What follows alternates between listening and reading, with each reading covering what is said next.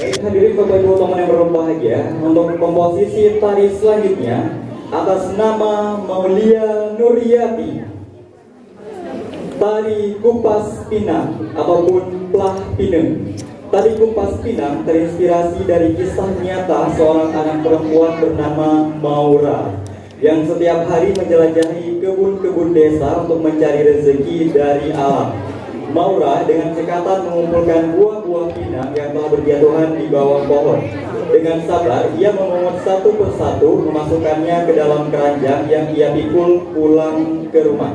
Tari ini menggambarkan gerakan-gerakan Maura yang penuh ketekunan, dari mencari pinang, memungut, menjemur, hingga mengupas dan bersyukur atas hasil panennya.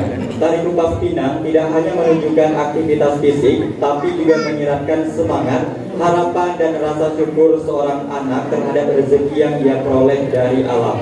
Tarian ini menjadi simbol ketabahan, kerja keras, dan cinta pada keluarga yang dituturkan lewat tubuh seorang anak kecil bernama Maura, penari kehidupan sejati dari bawah pohon pinang.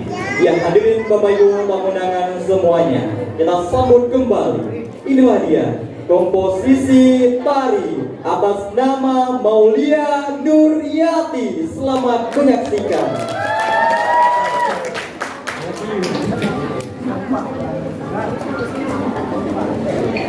Thank you.